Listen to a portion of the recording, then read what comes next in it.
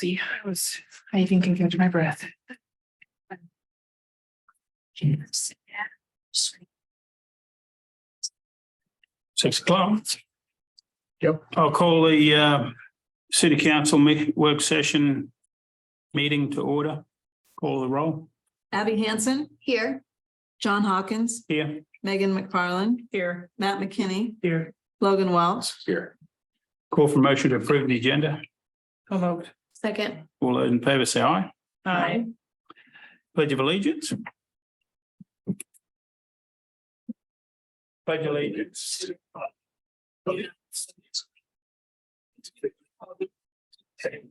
One, indivisible, with liberty and justice.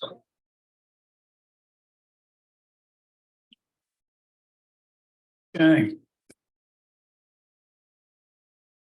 Notice is hereby given that the above mentioned governmental body will meet the date and time, place above that tentative agenda for said meeting. Item 4, resolution supporting the installation of art and spaces in downtown with a financial contribution and authorising the mayor to sign a letter of support for Arts Are Alive grant application to the Rural Scale Up Program grant administered by our Economic Development Authority.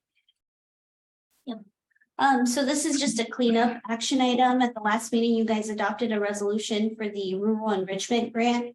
After Arts Are Alive and the Chamber spoke to the grant coordinators, they recommended they pursue the scale up grant. So it was kind of nice that we had a special meeting tonight because we can get that cleaned up before their application is due this week. Call for motion. Move to approve. Second. All those in favour say aye. Aye. Okay, so we're here for the financial analysis. Good evening. How are you tonight? Thanks for having me here. And thanks for the opportunity to sit during the presentation. It's very, very kind of you. I don't have to stand there and stand up for however long this takes, I guess. But thank you, Mr. Mayor. Thank you, council. Thanks to the staff, everybody that has worked on this process that I've met with. Really appreciate your diligence, and I think it's important things to be looking at. Of course, I kind of probably said this to a few of you in our one-on-one meetings. You can't do anything without money. So it is important that we make sure that we see that the city is an appropriate financial footing. I think it's good that you guys have recognized that this is an inflection point where let's take a look at where we're at. What do we do to shore things up and make sure that things are in good shape going forward? I think that just from a general standpoint, my feeling would be based on this analysis to this point, I think the city has done a lot of good things financially through the years to try to see that things are going well. At the same point, the fund balances have been reducing. It's important to match those resources up to the services you provide so that you stay on firm financial footing. Now is a good time to be looking at this because, if we were looking at this with the current trends 5 years from now, I think there would be a lot more strong action needed. I think that there's probably, I guess my feeling overall, from an overall sense, looking at this, I feel like this is something where the city can make adjustments in a few areas. You can have some gradual goals over time that you establish to make sure that you stay, within bounds and an appropriate financial footing. And, certainly the decisions are much easier today than they would be 5 years from now. So I think it's great that you guys recognize this, that we're taking a look at it now, and certainly I'll do whatever I can to have you guys, help you guys be in the appropriate shape going forward, and give you recommendations. And then really what it comes down to ultimately is kind of that, just kind of good consensus building, good decision making, thought out decision making down the line as it comes to all the different priorities that you guys have to fulfill. So let's see here. Okay, good. So I can just hit enter, and that's perfect. So I'll just try not to double hit it, and then we'll be in great shape. So the overall, overview of the presentation, I'm giving you some, quite a bit of background data on comparable cities. I don't want to really belabor this in this meeting. I think it's just kind of good background data for you to have. I've got a few takeaways for you, but I just recommend that you take a look in detail through those, through that comparative data. Just so you can kind of understand in general, I think it's a great thing that cities have in Iowa. We have great networking between the cities. We have great communication. What you end up finding out when you go to an Iowa League of Cities activity or conference or whatever is you're not in this alone. Everybody's dealing with the same challenges, even though you probably have citizens that might say, gosh, the taxes here are the highest they are in the entire universe. And I can't believe you guys charge so much. When you really take a look at the comparative aspect, really those tend to fall by the wayside because really we're all dealing with similar challenges, similar demands on us. I think there's always, especially in rural Iowa, I think there's always more demands and wants and needs than there are resources. So then it's just a matter of how do you make that work so that you're providing, the best set of services you can, but doing it within the appropriate bounds, so that you're not, overcharging people. So I'm going to talk about the, comparable cities and kind of provide some background as far as that goes. Then I'm going to plunge into some of the previous budget adjustments that were discussed during the goal setting process with Pat and that you guys reviewed and voted on, both staff and council previously.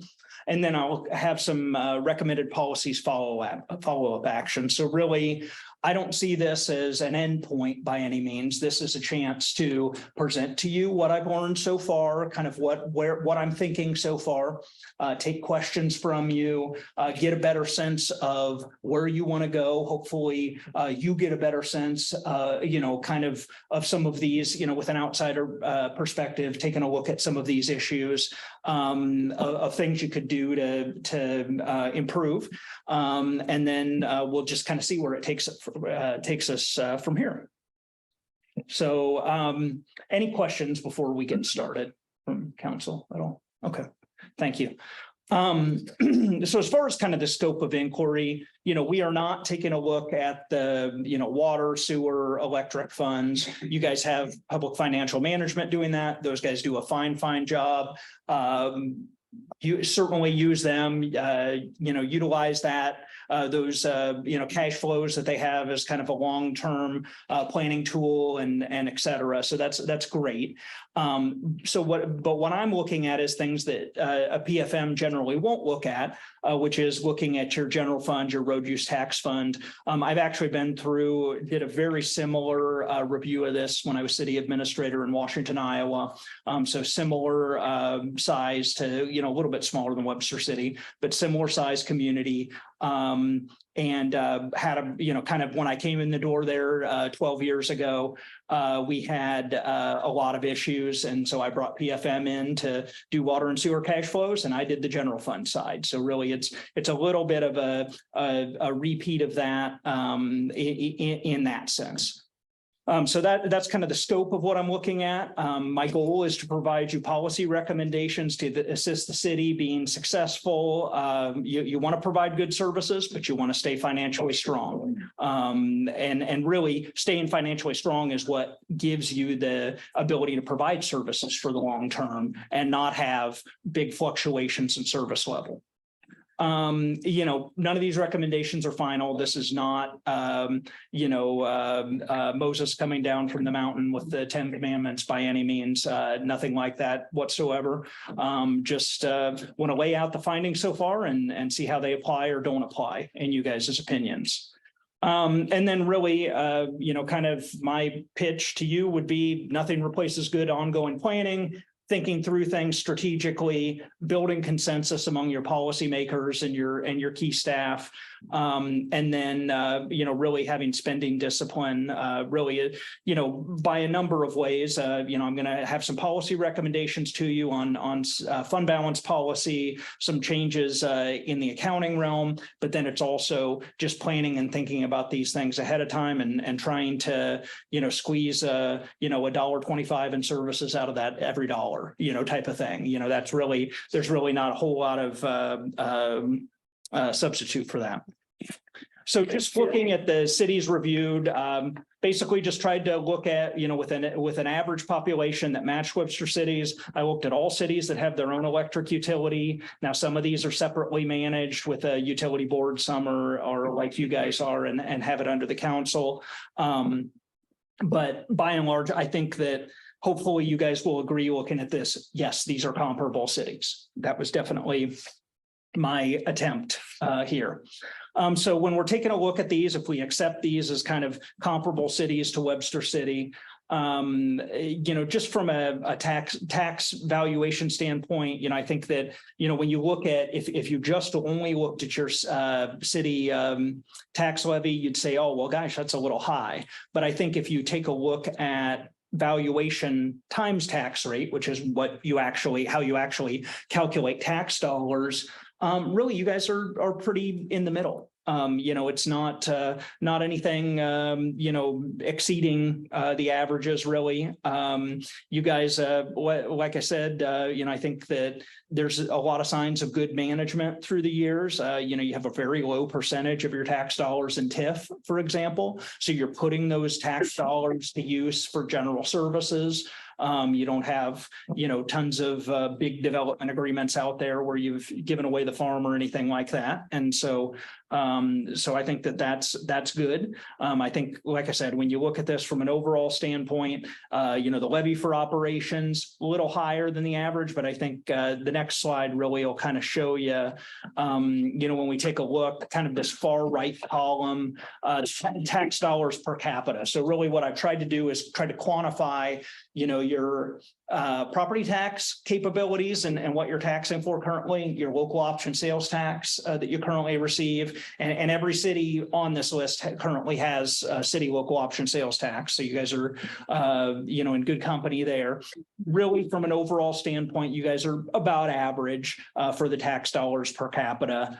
So I don't see an issue, certainly in this analysis, there could be a case, actually it's something we found in Washington when I did the analysis for them is, gosh, we are not actually taxing enough to cover the services. And the council felt like the level of services was exactly where it needed to be. And so we ended up doing a year one rate increase of about 85 cents per thousand. But then we maintained that for the next 10 years. So we basically brought the tax levy up to what we thought was appropriate to actually be able to support the services the city wanted to offer, but then we kept it the same for the next 10 years. So I think that, in certain cases that can make sense. In this case, I think that you guys are, like I said, it kind of looks about appropriate from what I can see.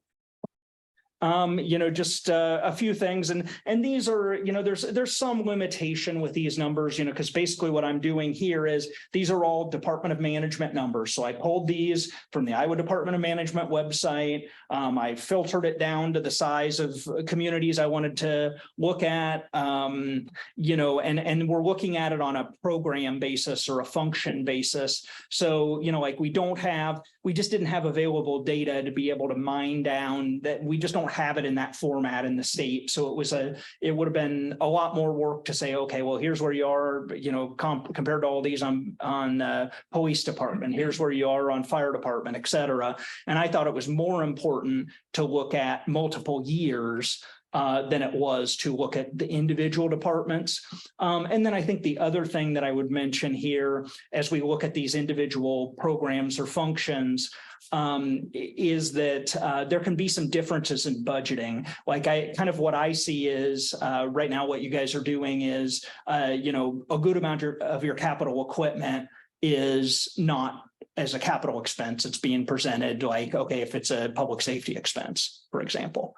So instead of, okay, you buy a police car and that's counted as a capital project or a capital purchase, that's, it's recorded as a public safety expenditure. So that can make some difference, just as far as budgeting and how you're doing things there.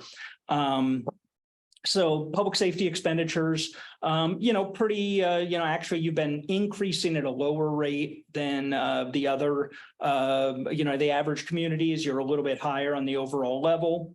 And again, I don't want you guys to take this as, absolutes here, but just gives you some idea of where you compare.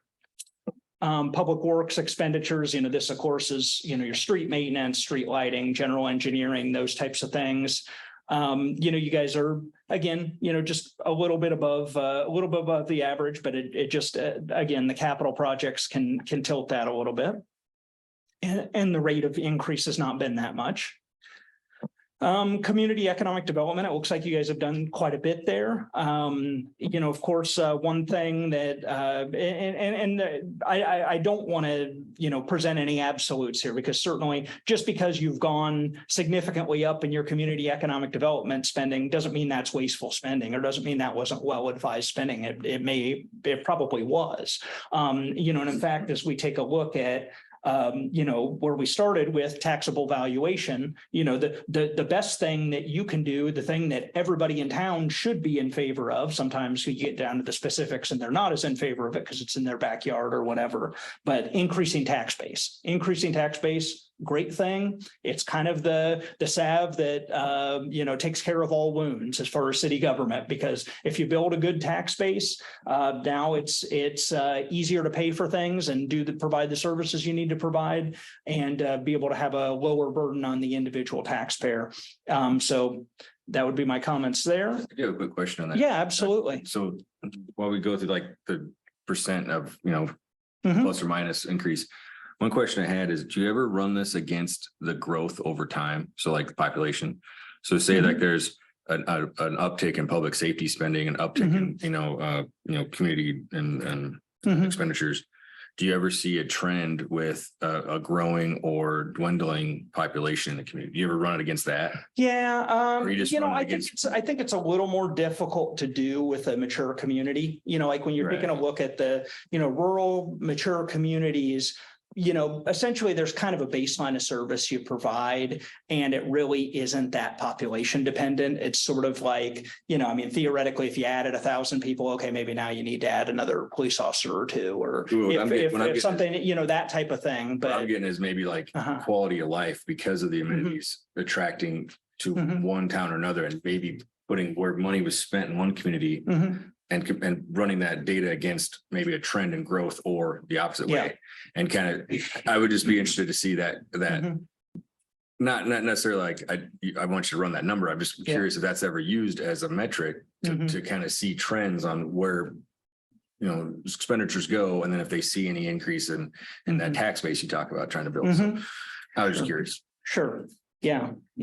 And I think you'd have a hard time drawing like a real definitive. You could probably draw some correlations, but then causation is a whole other thing, type of thing as you're looking at it. But yeah, and I don't want to present this as anything that guys, if you guys aren't, dead center in the middle of all of these categories, that you're doing something wrong. That's absolutely not the case. It's just gives you I'm just trying to give you some good background information and just some food for thought. So health and social services, this is, mosquito control. Actually, you guys are a little higher, mainly, I think, because you allocate some salaries to this function. And so it's just a little bit different budgeting function or approach. Culture and recreation, actually, you guys are a little bit below the average. I would say the main reason, my understanding would be that would be is basically because you got the fully endowed library. So, if you didn't have if you were spending for library operations, you'd have a higher budget. It's kind of what it amounts to. You guys are very, very fortunate in that regard. So I would say overall, if that were factored in, you'd probably be maybe slightly above average in your culture and recreation expenditures. But the overall rate has been, pretty low increase over the last few years. And so this includes, parks, recreation, cemetery, et cetera.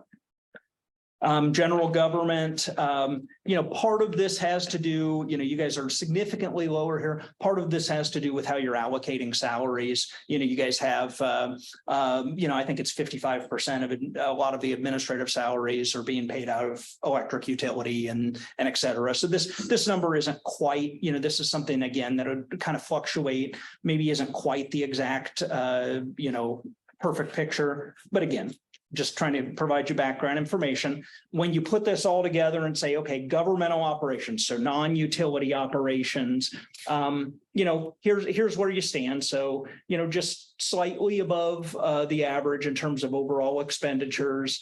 The increase over the last 5 years has actually been slightly below what your average cities were in this.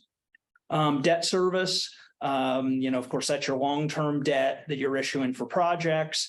You guys actually are a little bit below the average in terms of debt issued for general obligation purposes. You do have some significant revenue debt, and I know that there's more coming for your utility projects.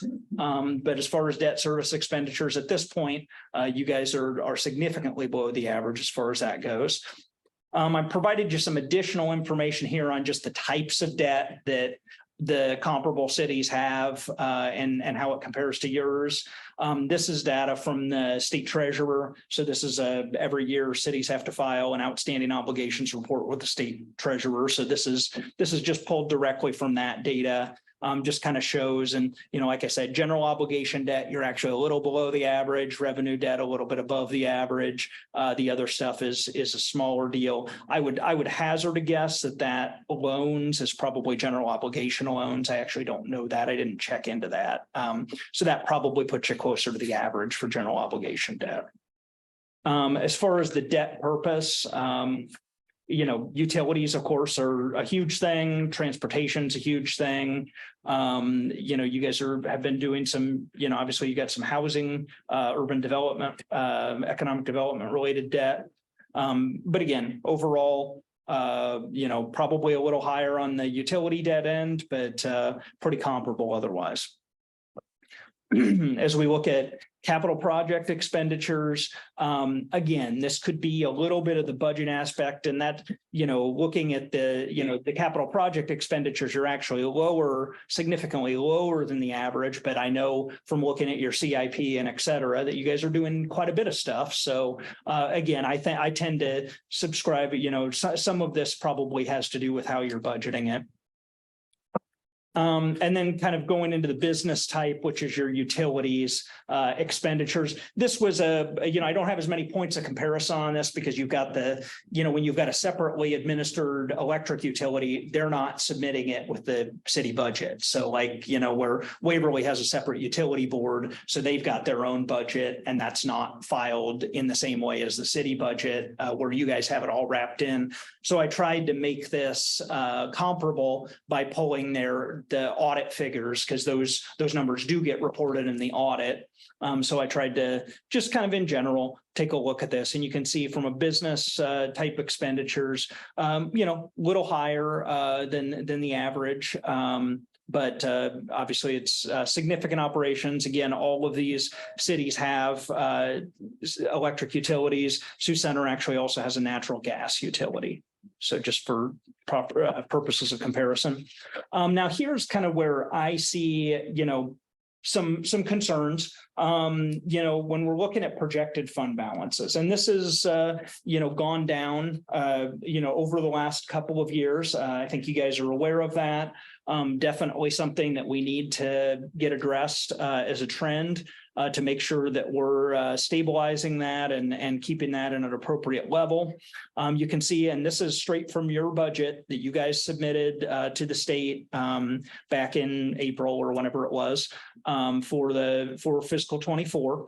So, you're showing a pretty significant reduction. I think maybe a $2.5 or $3 million reduction in your general category fund balances. So that's obviously your general fund. There's a number of other things that figure into that. That's mostly your services you're providing, special revenues that's road use tax and local option sales tax, et cetera. TIF special revenues, of course, that's your tax increment financing dollars, debt service, your long-term debt payments fund, and then capital projects. You're actually showing a negative balance at 6/30 of 24.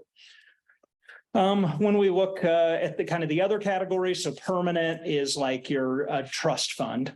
So that's a trust fund. So I'm not sure how Macokota has a negative $1 million in a trust fund. That's not the way I know of any trust fund working, but that's what they submitted in their budget. So, but from an overall standpoint, those numbers should be very consistent year to year. That because it's a permanent fund, you're not supposed to spend the principal down. So your total governmental, you see, I already showed you that number. You're seeing that number again. No, I'm sorry, I showed you the expenditure. So no, this is the fund balances. You can see actually from a governmental standpoint, your fund balances are significant, forecast to be significantly below the average. You are very strong in your proprietary fund balances. That's mainly electric, but you've got some pretty good proprietary fund balances. Okay, so just kind of the outline here of what I found, and I've already talked about several of these things, so I'm not going to belabor it, but just from an overall sense, seems like you're about appropriate, about average in terms of tax dollars that you're utilizing for your operations. You've got a low TIF requirement, so that's good. That that tax base is basically almost all going for general services, as opposed to those economic development payments, for example. You've got your public safety, public works, health and social services, business type. You're a little bit above the average and significantly above the average in a couple of those. Community economic development, you're about average for expenditures, and then culture, recreation, general government, debt service, capital projects, you were below the average. So that's some of the findings. I don't want to belabor this, but, kind of just some takeaways there that I've already discussed. You want to make sure that you get those governmental fund balances stabilized and, growing appropriately so that you're at the appropriate levels. That's really kind of the big takeaway from this. And then, of course, taking a look as you're evaluating services and projects to try to do that in a very systematic and well-planned manner so that it's not, gosh, somebody came in with this great idea today, let's go spend $1 million tomorrow. Obviously, that's a exaggeration, but just kind of thinking through what are the things that are important for the community, and what's going to really do right for us for the long term. And then kind of the other thing, not to belabor this too much, but we've also got the landscape shifting. We've got it's a non-stable state revenue approach environment. It's a non-stable state policy environment. They're really hitting us in terms of our ability to levy general property tax.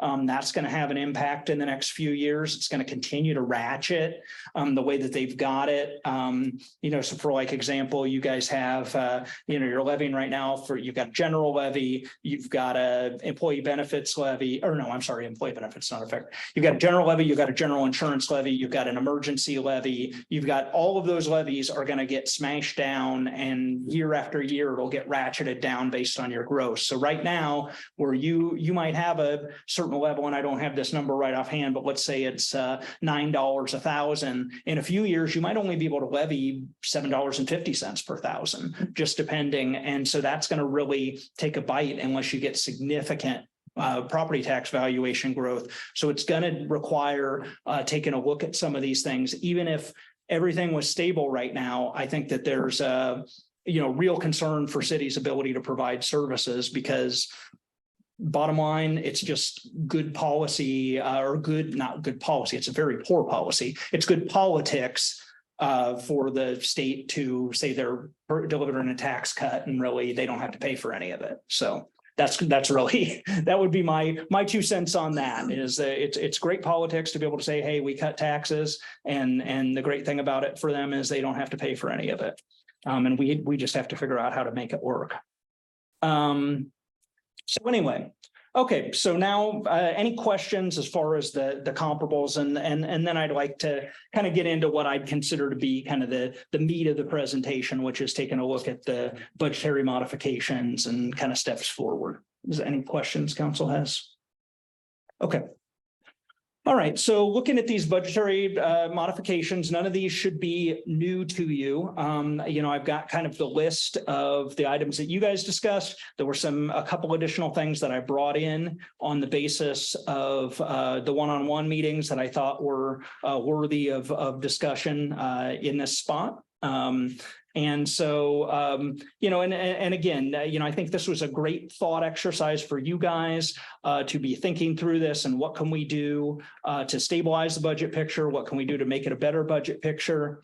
Not all of the items identified would immediately reduce expenditures or add revenue, but that doesn't mean they're not wise policy actions. I think there's a number of things that are wise policy actions that you guys will have to consider and look at in the greater scheme of things and in your judgment. And obviously, in our system of government, ultimately the staff recommends and the council makes the decisions and staff implements the decisions. So. Okay, so as far as budgetary modifications identified, I think certainly I agree. LED converting to LED streetlights, you guys have actually done a pretty decent amount of that so far. I think continuing that makes a lot of sense. It is a way to reduce that operating budget a little bit over time. There is some upfront cost, but certainly then you've got the other pluses, reduced bulb replacements. So I've put a number of about $30,000 a year savings that I believe you could achieve there over time if you got all of those upgraded. Rental registration inspection, code enforcement. So I've kind of bundled some of your things together here that people came up with. So rental registration inspection, code enforcement, return to the city manager's office, and vacant building registration. I think these are all related. I would say more than likely at best, you're probably going to be revenue neutral as far as, rental inspections. In Washington, we implemented rental inspections and it was about $20,000 a year is what we looked at as a hit there, but we thought it was well worth it because, you're improving properties, you're helping really property to hold their value and creating better better outcomes, less properties, derelict properties for the city to eventually have to acquire at great cost or demolish at even greater cost. So, it's a good move, potentially. Got to take a look at that and it's not without its perils. I certainly had full council chamber 3 times of very angry people during the process of implementing rental inspections, but we worked through it and it was something the council thought was very important and it is something that paid off, I think. So I'm not advocating for or against this, but just the rental registration side of it. Yep. You think that may become like a neutral move to the budget? How did you recoup the the $20,000 put into that? How do you recoup that? Yeah, you're doing registration fees. Yep, registration and inspection fees. So that's that's how you're going to recoup it, and then it's just a matter of how much you can realistically recoup and what that means. There's you'd have to take an analysis based on your number of units, what you thought was a reasonable fee schedule, and then take a look on the staff side and what it would require for hours and other expenses. So I always thought I have rental properties, and I always thought a rental registration would be beneficial to somebody that opted in if it was an opt-in service, because you would stand as like a notch above one who didn't opt in, right? But if it was a forced thing, Yeah. that I could see the uproar there, because I'm assuming it's across the board. Yeah. I mean, you're not gonna get the community development aspect if it's opt-in. You know, Right. it's Right. No, basically, yeah. and I mean, I think the other thing to understand about rental inspections is if you're a community of above 15,000 in Iowa, you have to have a rental inspection program. So it's not just, oh, well, these are, you know, cities of 7,000 or 8,000 just really want to, you know, do things differently or way in excess of where it is somewhere else. I mean, like I said, if you're above 15,000, you have to have a rental inspection program under state law. So it's just something that because you're below the population threshold, you haven't had to implement. But certainly, I mean, Fort Dodge absolutely has a program. You know, any of the other larger communities surrounding have a program. So yeah. Interesting, not Yep. derail, just. Yeah, absolutely. No, but it is one aspect that, you know, because reality is that a lot of times, you know, there's lots of great landlords out there, but there's also landlords that just like to cash checks and not put money into their properties. And, you know, to level that playing field can be a very productive thing for the appearance of the town and safety of the town. So, you know, there's upsides and downsides on the housing code enforcement, or I'm sorry, of housing code enforcement, of having code enforcement as a police department operation. You know, I've been in cities where it's been housed in the police department, and that's worked great because, you know, you got somebody with a badge out there serving a notice. It has a little bit more cachet than a code enforcement officer that's a non-police. But there are definitely some things, you know, certainly certified officers aren't in excess in today's world. And so there are some of those tasks, a lot of those tasks that could be performed by non-law enforcement staff.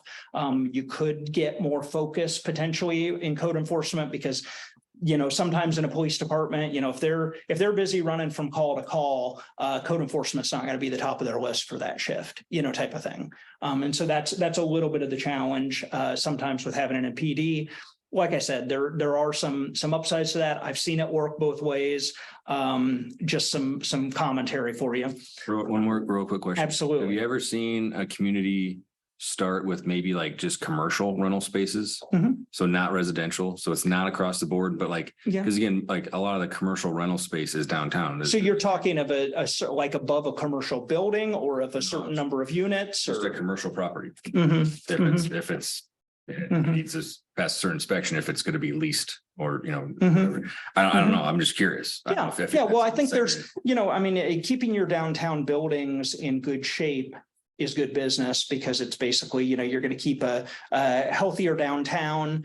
You've got common walls on those buildings. So if you have somebody that lets their building go, you know, kind of that's where I've seen that is a lot of places have started to implement vacant building registration and inspection.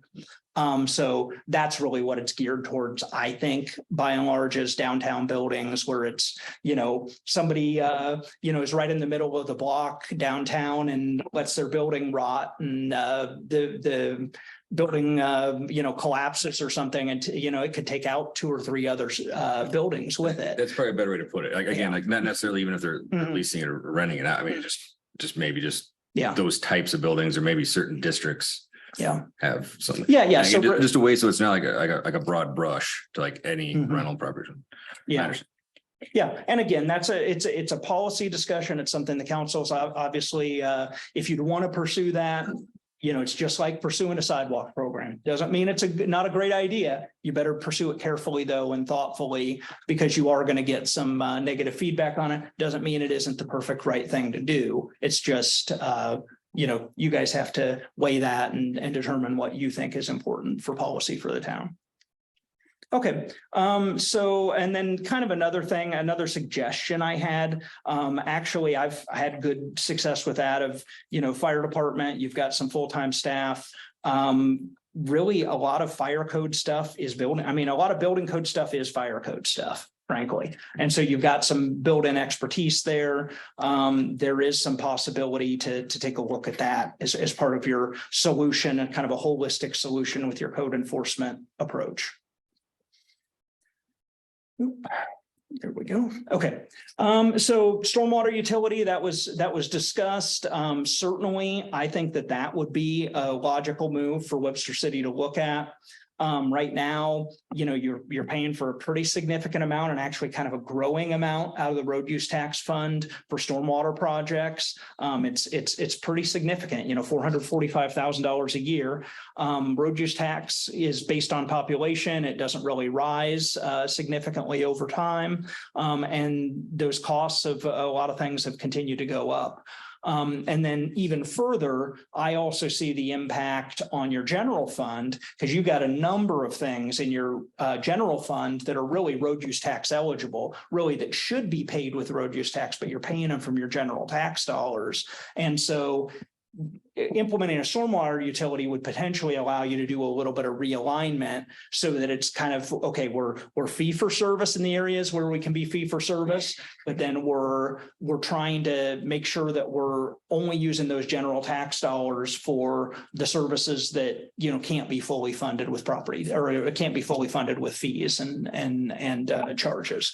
So I think that if I heard you right, so Yeah. like selling this to the community would be, we may have a new utility on your utility bill, but we might not levy your taxes the next. Yeah, I think This would over. be Rob, Peter, Peter, Falcon, I think, because if we added another utility and then also, raised a levy in the future, again, it goes back to the ratepayer. It's not really a cut, right? It's an Yeah. additional fee. Yeah. And I think that, when you're looking at this, really, you're not talking big numbers. If you wanted to get a stormwater utility that would produce the, $445,000 that you need in the coming years per year, I haven't done the math on that to tell you exactly what that would look like. And you'd ideally do a study. You'd take a look at the impervious areas. You'd take a look at who should pay what on the basis of who is contributing the most to runoff. But that's really a pretty small amount compared to your other utilities. So the reality is it's probably something that ends up being like a, $3 a month charge on a residential bill, for example. I mean, that's just pulling a number out of the air, but it gives you an idea of, what that looks like. But now we can better fund our stormwater activities, make sure we're doing what we need to do. And then we also have a little bit of relief to the general fund potentially. So I do think that that's a good move.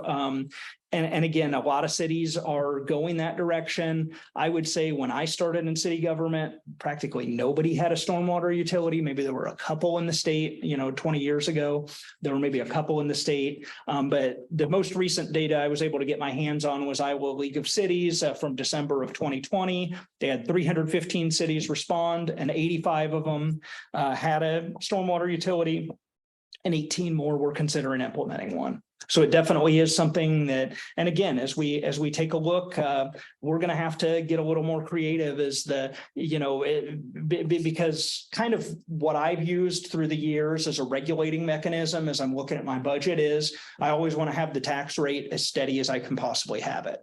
Well, now you're going to have a state policy that's going to force your tax rate down. So even if you have, many more needs, you won't have more taxes. You'll have less taxes because they're going to force your tax rate down artificially. And so now you need to look at some other things like a stormwater utility, potentially like a gas franchise fee, et cetera, that are things you might not have taken a look at in the past because they're really not giving you any other choice because they're really constraining your ability to do property tax.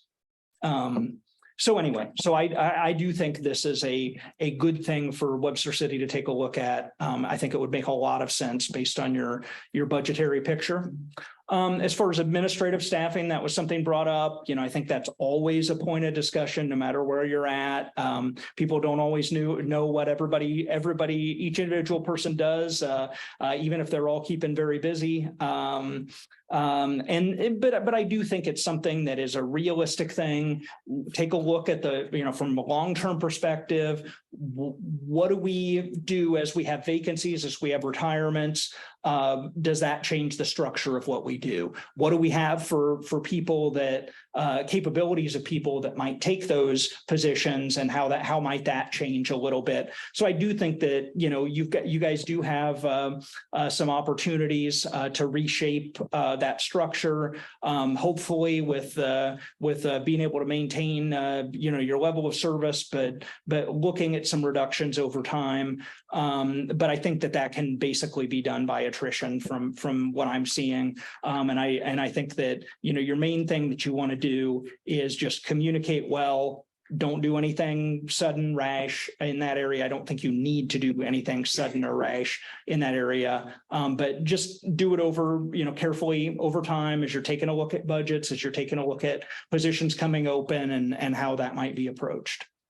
And so, kind of in my analysis, I'm kind of saying, okay, part of what I see as the fixes, and I'm not showing you guys at this time kind of the whole detailed plan. I've basically taken, Dodie has given me, your budget projections, and then I've gone and made a bunch of changes and kind of said, okay, what can I do to get this where it's going to make sense for the city, but it's going to get you an appropriate fund balance and et cetera. So one of the things that I'm showing right now in my projections is kind of holding those staff salaries level. Obviously, over time, you have cost of living increases, et cetera, but then you also have retiring people potentially being replaced by people that are lower paid to start with.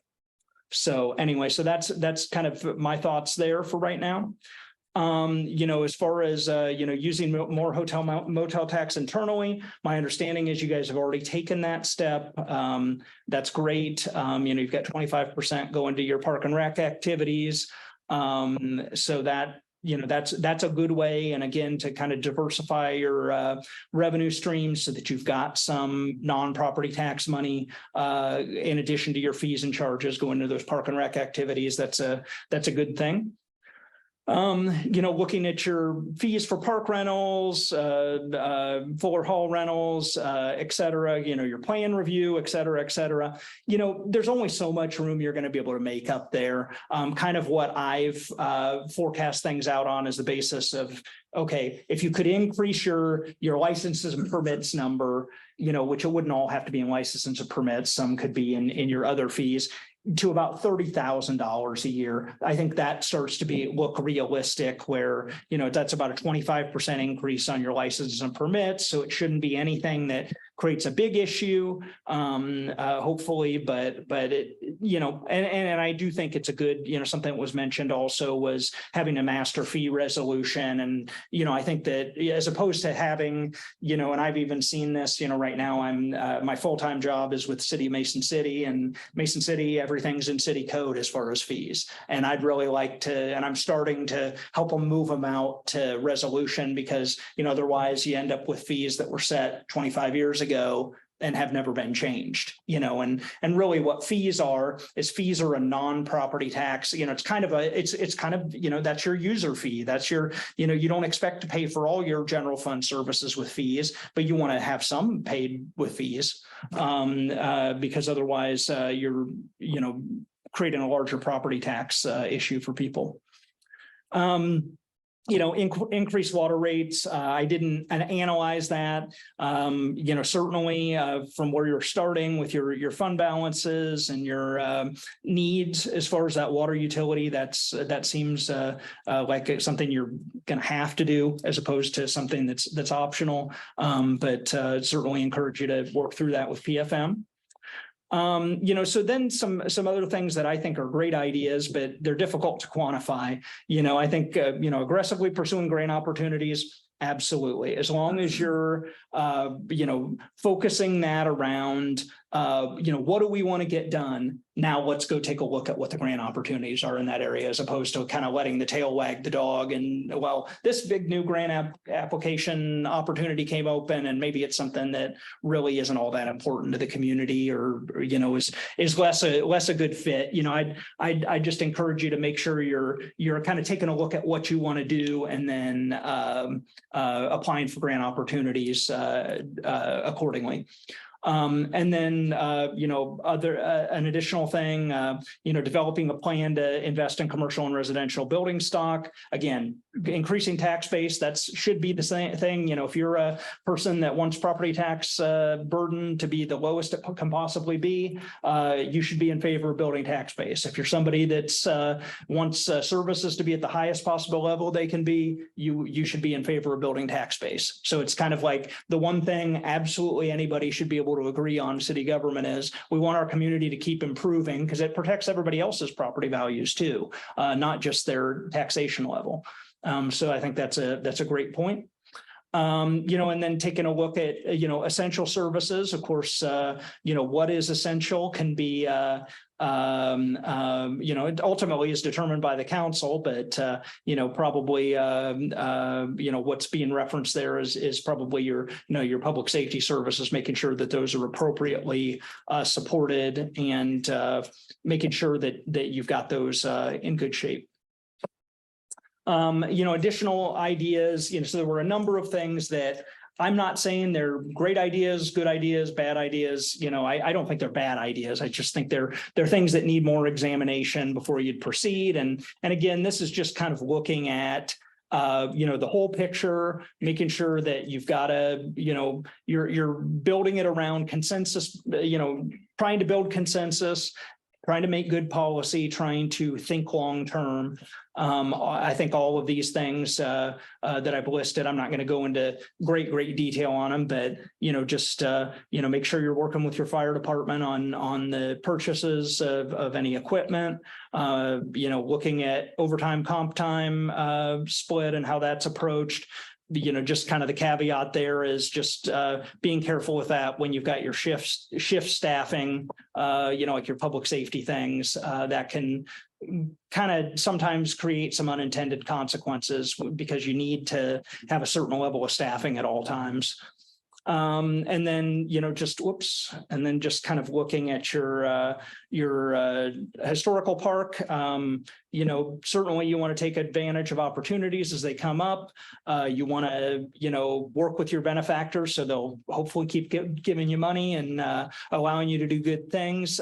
So it's just a matter of trying to figure out, taking a look at the overall picture, trying to have a realistic idea of what the community is willing to accept in terms of long-term maintenance commitments and operational costs, and making sure that you've got that incorporated into the whole picture. And certainly just doing your due diligence on that. Additional ideas, for examination, certainly, there was a stop having engineers hired for every job. I've heard that many times in my career, as a city administrator. And, it's a challenge because, there's a lot of things by code that are required to have an engineer or architect on it. And sometimes it can be very worth the city's time to do some due diligence in advance with a licensed professional. So that you're making sure that when you do spend those tax dollars, they're being done wisely.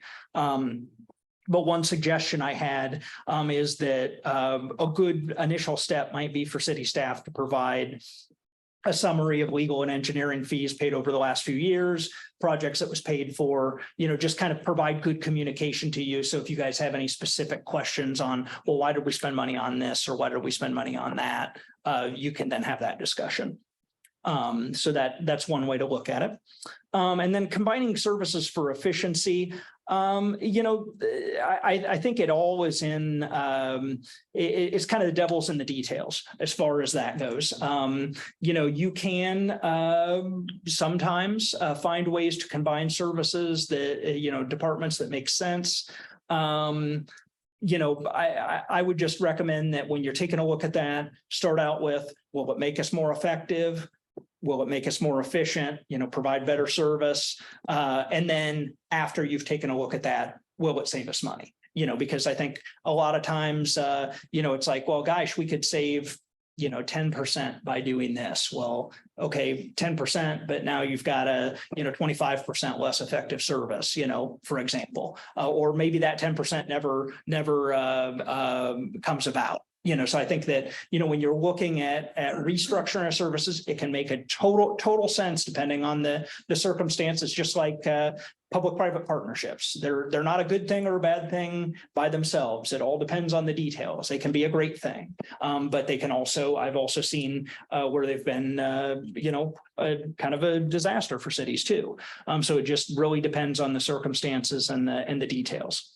As far as police vehicles, number of police vehicles, again, I just really encourage the council to, talk through it with the department, evaluate. I think there needs to be flexibility and thought processes on the staff side, but I think, also some flexibility on the council side to make sure that you're, doing something that's wise, that's not going to create operational impacts that are, maybe non-monetary. And then kind of a final thing. It wasn't listed in what I heard with Pat, but I thought I would address it or in the goal setting. Excuse me. But it was brought up in my conversations. All volunteer fire department. I've looked at the pros and cons in the past. I do think that there's a significant benefit to full-time staff in the fire department. Basically training requirements have gotten a lot more significant. The general knowledge you need, volunteers are harder to find. Having people available during daytime hours. I think that those are all things that speak against looking to any change like that. But I think you, at the same point, take a look at what tasks is the fire department currently providing. Like they might be doing right now when you have liquor inspections, they might be doing, going and, meeting with the business owner and doing that. What can you do to potentially expand some of those things that are, things they can be interrupted doing? I mean, if there's a fire, certainly you're going to drop everything you're doing and go deal with that fire. But there may be ways to do that. And obviously the best way to do that is to have those conversations, work through that with your chief. And try to figure out things that make good sense.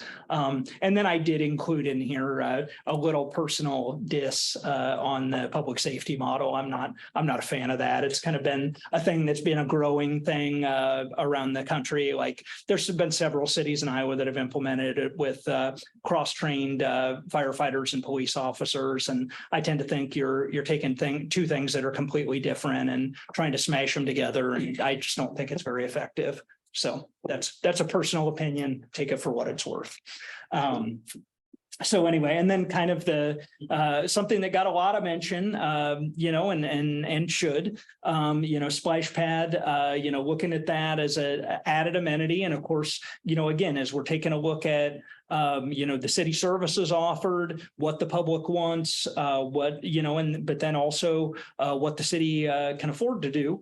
You need to, when you have something like this come up as a project, you need to really get a good sense for what do we think the operational costs are going to be? What are the things that cities that have implemented this have done to keep their costs in line? What are those costs? What effect have they had, for example, on pool admissions? There could be some, I don't have data to tell you that for sure, but I think it stands to reason that you could have some impact on your pool revenues when you offer a splash pad.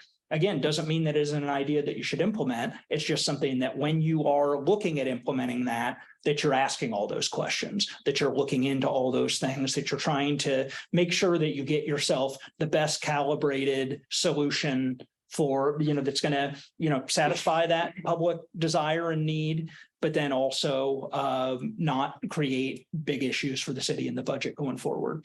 So I think, as you're looking at that, and I did mention in here a couple things that you could look at, and that is, okay, is there some nexus between, okay, if we've got these additional hours or this additional availability of the splash pad, does that affect now?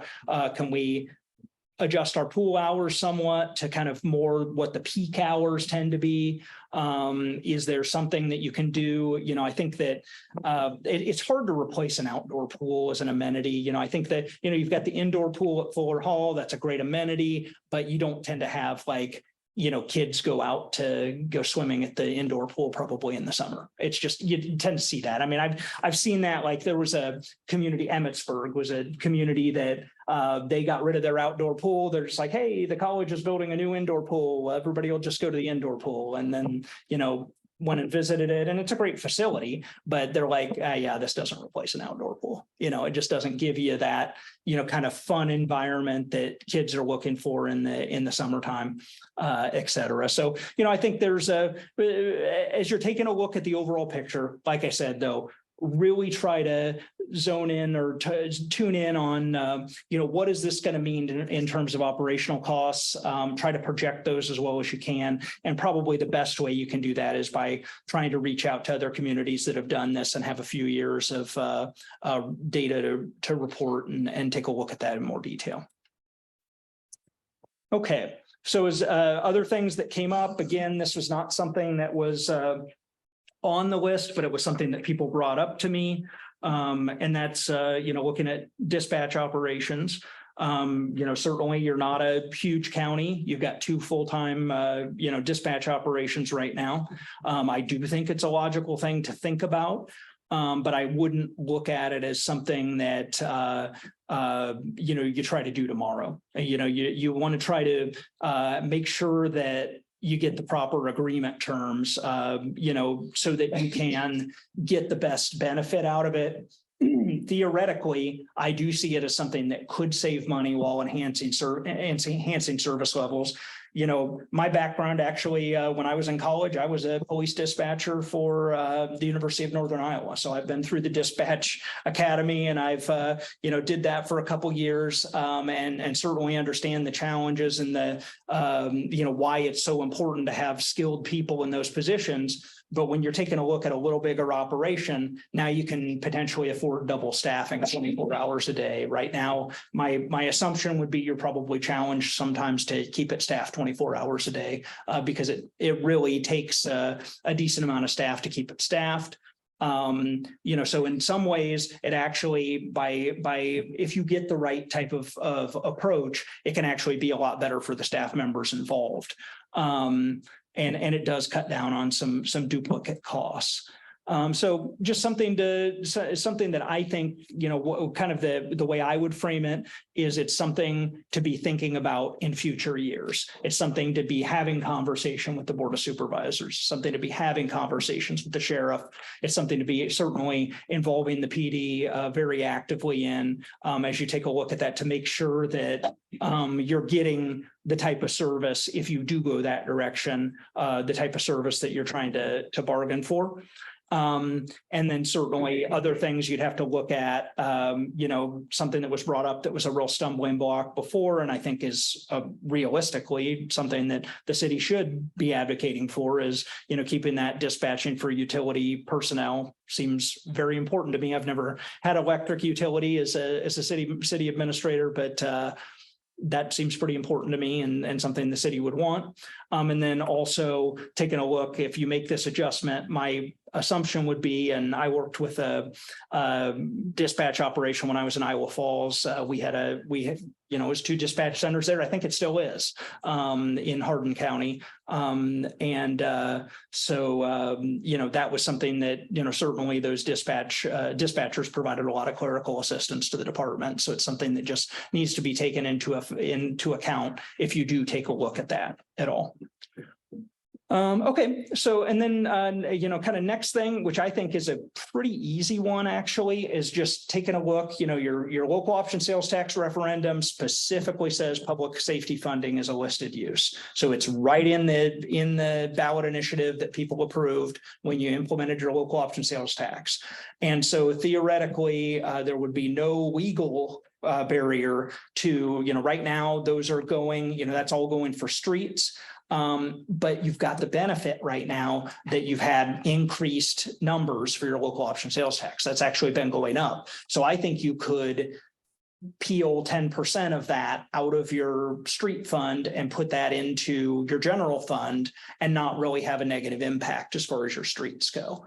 You're going to still have that same level of street funding that you've had, but now you've eased your general fund pressures a lot. And it's with no additional taxation. So I think that that's something that is definitely worth looking at. And right now, 10%, actually, I was amazed.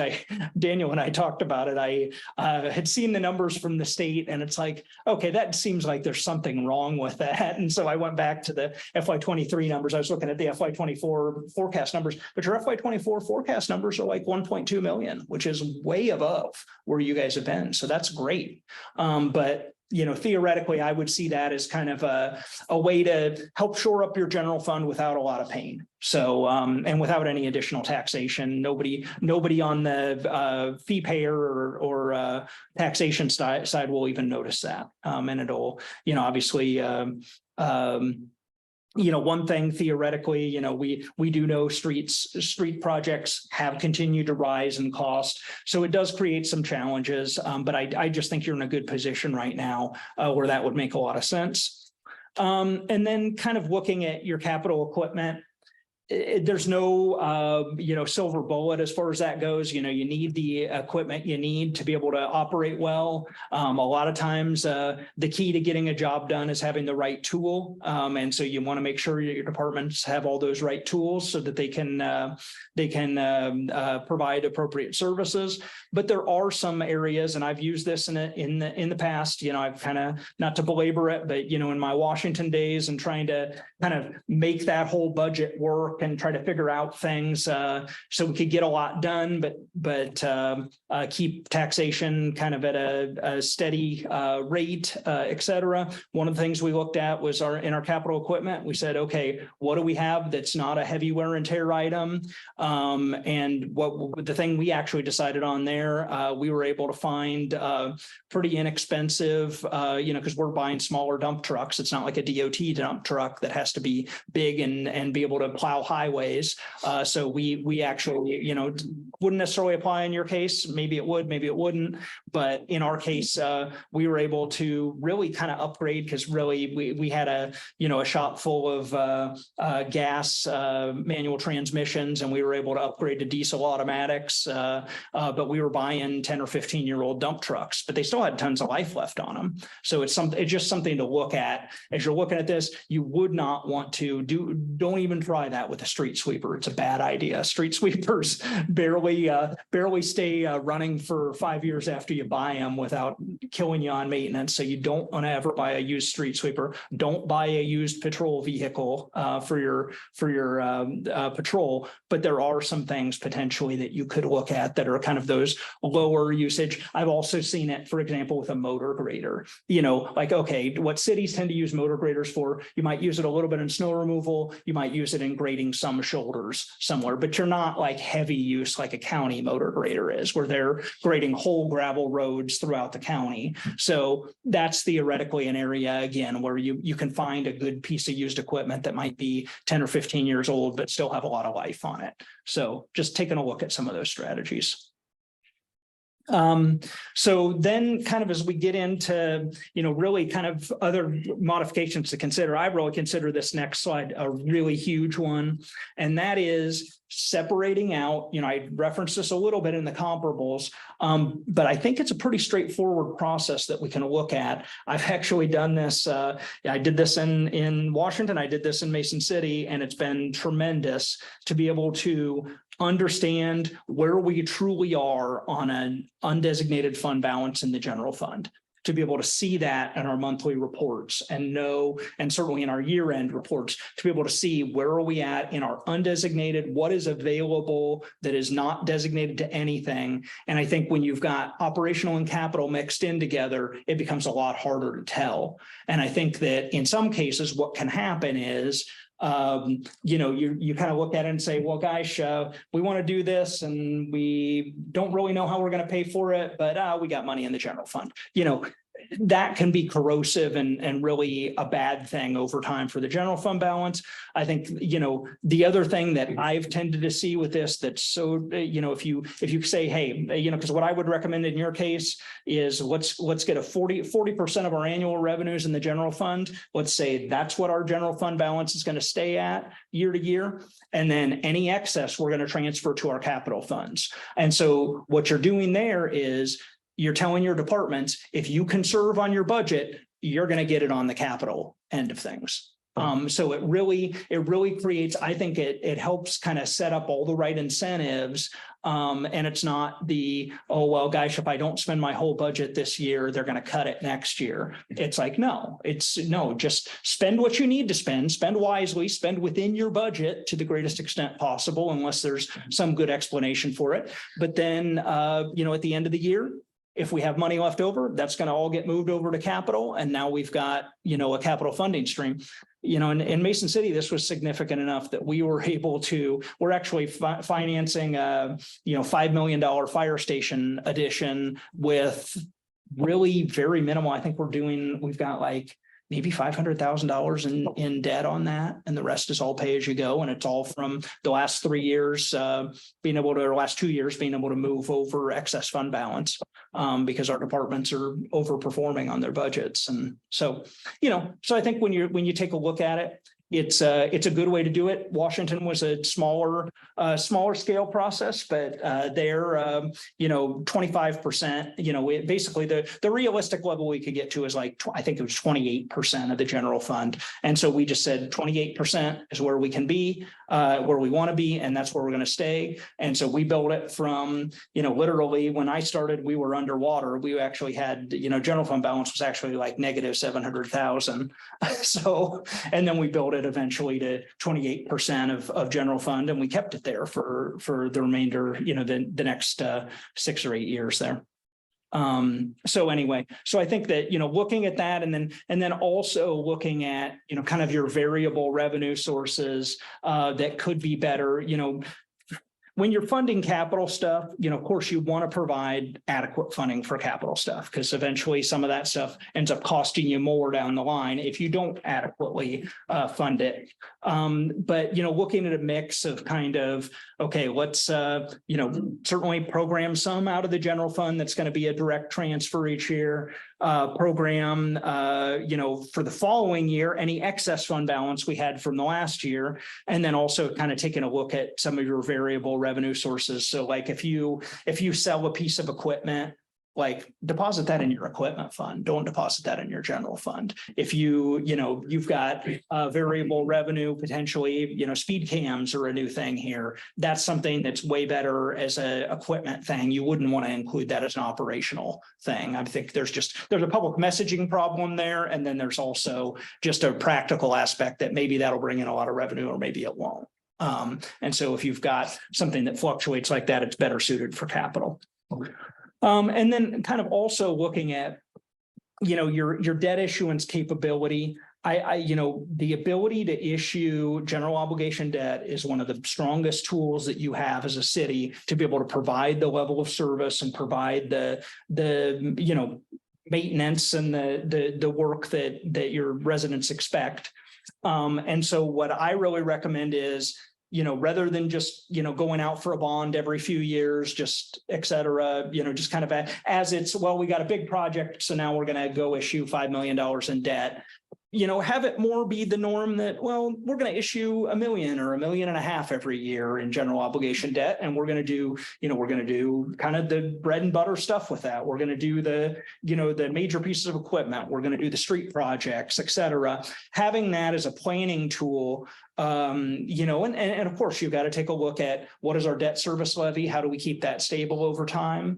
How do we keep our issuance of our constitutional debt limits, appropriate over time? You guys are actually in pretty good shape in this regard right now. So it's a matter of looking at what do we do to make those long-term investments? Because, certainly if you're doing new street construction with a 20-year bond, I mean, that street's going to outlast that 20-year life. You don't want it now. You don't want to do it for a police car. Don't go borrow for 20 years for a police car. Don't go borrow for 10 years for a police car. But take a look at, some of those things and look at that as one of the tools in your tool belt as you're looking at your capital improvement plan to make sure that you're making those consistent investments, that you're doing what you need to do in terms of infrastructure, you're doing what you need to do in terms of equipment, and you're doing it in a measured basis, as opposed to, just kind of like either we're doing a lot this year and maybe we're not doing so much next year. Level that out, keep it at a high level, but level it out. And then, I think the other thing is we really don't have a great option. This is one of the options that really is an option we're going to have to look at more, because really an unintended consequence of the state property tax cuts is they're going to push us away from, I think, the logical pay-as-you-go strategies that cities have had. We had a significant pay-as-you-go strategy that the legislature's essentially kind of eliminated for us in Mason City. So that pushes us towards the potential need to issue more debt to pay for those projects. And obviously that's not what their intent was, but if they knew a lot about local government finances, they probably wouldn't be doing a lot of the things they're doing. So I'll just leave it at that. And then kind of the last thing I would say, I guess I included this at the beginning of the slide, but it's kind of, talk to PFM on any bond issuance matters. I'm not authorized by the SEC to advise you on bonds. I'm not advising you on bonds. I'm just saying in general, I found, doing regular bonding over time and trying to keep that tax levy stable, using that as one of your metrics and looking at your constitutional debt issued as the other metric really kind of helps you steer things correctly over time and invest wisely over time. So just kind of as follow-up, what I've got a number of recommended policies. I talked about the general fund undesignated fund balance policy and doing a recurring general fund transfer to capital funds at year end. Looking at debt service levy so that we can, I can help you guys model that a little bit and take a look at the debt service levy, keeping that consistent, having your debt limit usage consistent over time at an appropriate level. And then, I've got oodles of different policies through the years of 20 years of doing this and, working through some tough budgetary situations, working through some where we had a little bit more ability to do some fun stuff, but, certainly a wide variety of things. And I'm just here to answer questions or help you out however I can. So any questions council has?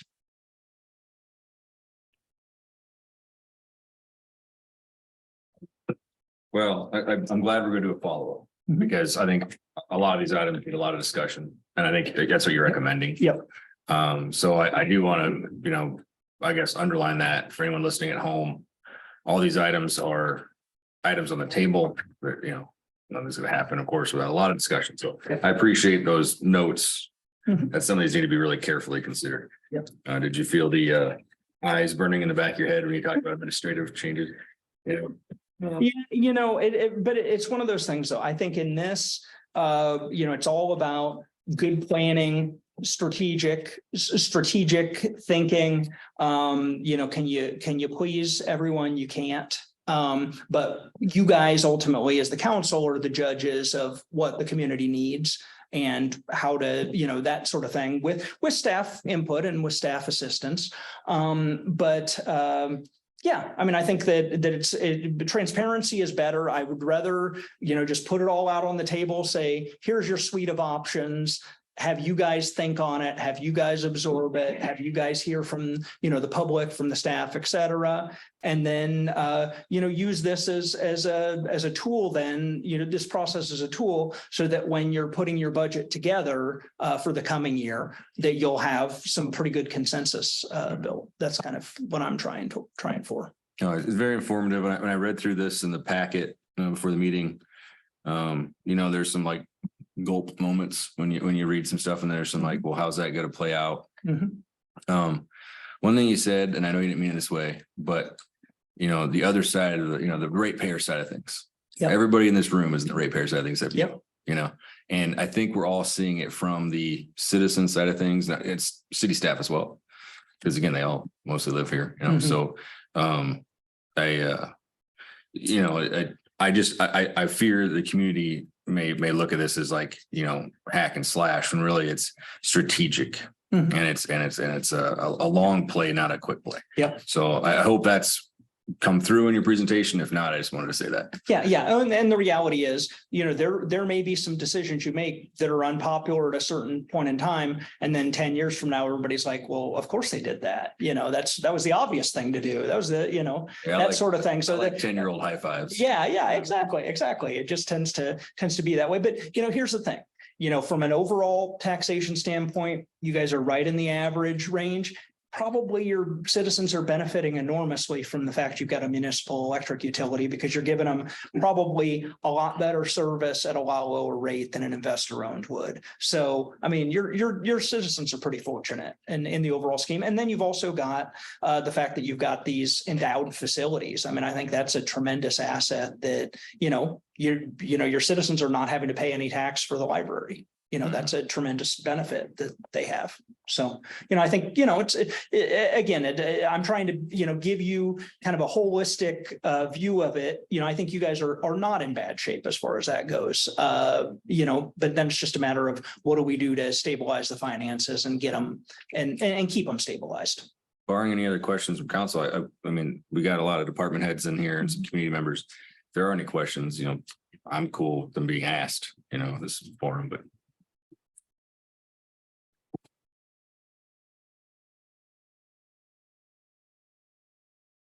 Well, it gave us a lot of good ideas. So, Good. it's not as doom and gloom as I thought it. Yeah. No, I think overall it's really, I would describe it as make some adjustments now. That'll help you get where you need to get. And honestly, it's just going to save a lot of pain later. If you don't deal with this, it will get worse. Well, you've given us some good options here. So, yeah. Okay. Well, thanks. Well, so kind of what my thought would be is, I'll communicate further, if you have any further input, certainly share it back with Daniel. And then, I feel like, I've gotten some good feedback here. And then, certainly we'll keep working on it and get you more specificity and have another session probably in the future. Yeah. That'd be good. Mayor, I think you do have a question in the audience. I just had a question. I think Traer provides, they're moving to where they use renewable energy Mhm. for the city. Mhm. And I don't know if we're doing anything with that. And I would just, because I think we have a 25-year agreement to have our power. 50 years. Is it? Yeah. 50. 50-year, and I'm just wondering if that was a wise decision when the city should be moving toward generating its own power for the community. Yeah. No, we're not anywhere near doing that sort of thing. So we haven't even got that option. It's not a consideration here. But it may be in the future is where I'm. In 50 years. Yeah, and I'm not an expert on electric utilities, but my understanding is most of the places that have electric utilities now are not doing their own generation because it's significantly more expensive to do your own generation as opposed to having it on a larger scale. We actually have the Yeah. benefit of being able to generate. Mhm. We're told we can. So Mhm. when blackouts and things like Are that. you guys doing we diesel right actually, now? Is it diesel? we have a or- jet powered. Okay. Is there any plans for the city for its own buildings to generate its own power? No. No, there isn't. We buy our own power, so it'd be, it's not beneficial for us at this stage to do that. But I mean, we are looking at options as we build new facilities, whether that's an option or not, but at this stage, we haven't found any that'll work for us. And if I can put I own a solar energy company and I can put my solar renewable energy hat on. There are communities that do that and save money, like Dubuque has it on all their fire departments, but the one thing, I'm a horrible businessman. Because I talk people out of solar more in Webster City than anywhere else, because we pay such a low power rate. our power rate is so inexpensive compared to other parts of the country and even other parts of the state. That solar just, it doesn't pay itself back in the rate that it would on the east and west coast of Iowa.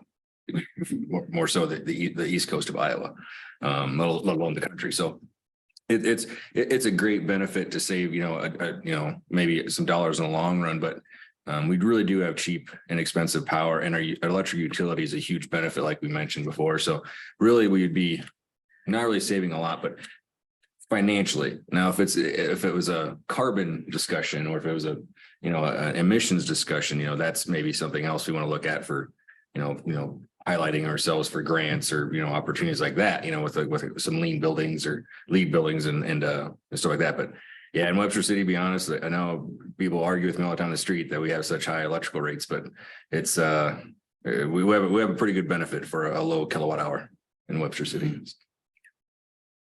Brent, for the council's perspective, what do you ballpark timeline next steps may entail for their understanding? Yes, I think I did provide you some overview of that as far as schedule. I'm thinking that, a month.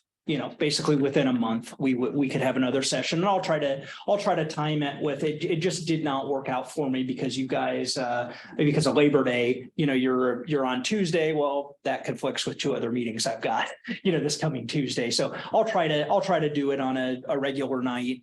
So you guys don't have to be here specially. But yeah, and around a month, I think would be the appropriate time frame. Yeah. For the council, you've heard a lot of information, just so that we keep Brent's time effective and efficiently as possible. Are there any things he's presented that are just absolutely not an option that you consider that we can rule out? Or is most of the stuff he's something you want to reasonably just further explore? I don't think we should at the dispatch again myself. I mean, we beat that to death here a year ago. I agree. I think dispatch yeah. is kind of. We looked at that 15 different ways and with the county and whatever, and it didn't look like we didn't get any fixed cost analysis, and it looked like we were going to be up for more fees in the long run and with no benefit really. So I've worked plenty with counties in my time. Yeah. So and they backed out of it in the end anyway. So but it really didn't look like it was any. And I thought, we were well and truly happy with the end result, I think, at the end of it. So I don't think it's worth looking at it all. Another benefit of that too, I think it's overlooked, is the fact that you have a place you can go to that's manned, like this side of town 24/7. If someone needed to get away from something or go somewhere, say it's kind of a amenity, probably lightly used, but it's a safety thing. One thing, so like really quick, public safety, public works, health and social, you say we're up from the average spending on those. And I thought I kind of was shocking that we were pretty average when it came to like parks and rec and stuff. And that in the last 5 years, I would put a big influx into that. yeah, and again, I think the thing that's really dragging the numbers down there is that you're not paying for the library. So you've got, maybe $500,000, $600,000, $700,000 a year that you'd be probably funding that operationally in a typical city of this size. And we're comparing ourselves with the cities, and they may also be growing their parks and yeah, so really it's just a Well, it's not completely apples to. Yeah, exactly. And none of this is a value judgment necessarily. It's just kind of trying to give you some comparisons to look at. And you may look at that and say, well, gosh, we just need to spend more in park and rec, and that's fine. That's you guys, as long as you're doing that in a well-planned way and a, well thought out way, and you're making sure that works in the overall picture, that could be a value judgment you guys make. Personally, I don't think that I like the idea of the fire department going volunteer. Yeah, and I would not recommend I that, don't but I like just wanted to bring it up because it was brought up to me, and give you some analysis on that. Yeah, I don't Yeah. do that. Yeah, that's not an option either. So. Okay. All right. Well, again, if you guys have, takeaways out of this that are, after you think about it, after you absorb it a little bit, that, gosh, this is something that I'm really, that I think is a really good idea, or this is something I think is a really bad idea, just please communicate that to Daniel, and then that'll help shape what we present to you in the future. Probably one of the big things that all of it you'll have to consider, but more so in the sense of the budget preparation around the corner. Yep. Is with regard to local option sales tax. You know, Brent proposed possibility of deferring 10% specifically to support public safety operations at the current levels or beyond that. So that'd be something you guys here when he comes back or before then would want to consider. Do we want to put something on the agenda for a meeting before he comes back again? So that we get to discuss some of them. I think you guys probably think about it. Let me know. We can certainly do that. I mean, you guys So have. we actually, talk about it at a meeting before, then when he comes back, we'll get more focus. The only caveat I have with that is you guys got some pretty topics coming up between AMI, property maintenance code, and a few other items. So don't want to burn yourself out for the next 90 days. I'll throw everything at you if you want me to, but Well, and then hopefully what we're going to be able to do next time is like show you some numbers that go with this. Okay, if you do this, do that, here's what the impact is. If you do, this whole basket of things, here's what the overall impact on your general fund here is, and here's what your projections look like. That's what I'm going to try to get you to. We just reach out To help you make decisions. We just reach out to Daniel so he can let you know where we're considering to go on. and what specific information you want to see brought back for you, for he can. Yep. That might be better. Fantastic. Just focus it down. So. All right. Fantastic. Well, thanks, everybody. I really you. appreciate it. And it's great spending time. Yeah, you bet.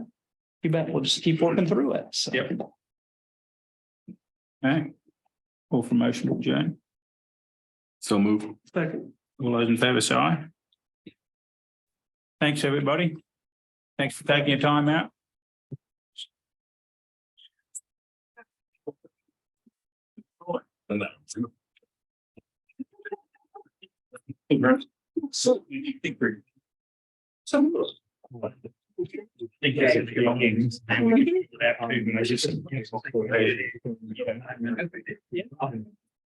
But that's two probably good ones to take out immediately.